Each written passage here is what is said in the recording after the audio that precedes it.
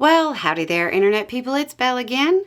So today, we're going to talk about why we can't stop talking about Trump. There are a lot of people who believe the quickest way to defeat Trump is to ignore him.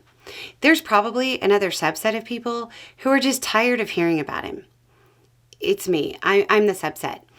I'm tired of hearing about him and talking about him. But we can't stop. Trump's media strategy has been described as flooding the zone. It's basically a media version of a Gish Gallop, which is Trump's typical debate strategy. It's where a bunch of information is put out and the focus is on quantity of arguments instead of quality.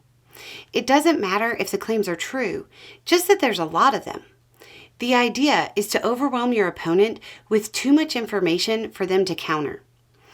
It plays into the bias that people have that leads to them rejecting information that conflicts with their closely held beliefs.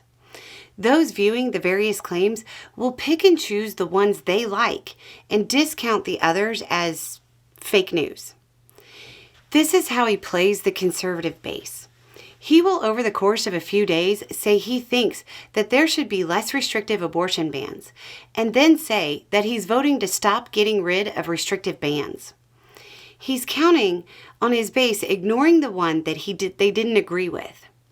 How do you defeat a flood the zone approach? You don't try to counter every argument. You connect them. You talk about how he tells one group one thing and another group something else. For the flood the zone approach to work, each argument has to be viewed independently. If you want to undermine the approach, all you have to do is connect them. It quickly shows the disconnect between what he says and what he does, and what he says and, well, other things he says, and what he says and just basic reality. Look at the Arlington stunt. In just a few days, Trump World went from saying it didn't happen and the employee was having a mental issue to he didn't know anything about it, to the family did it, to the administration did it. Now it appears they're moving on to trying to say it wasn't a big deal. Trust me, that won't fly.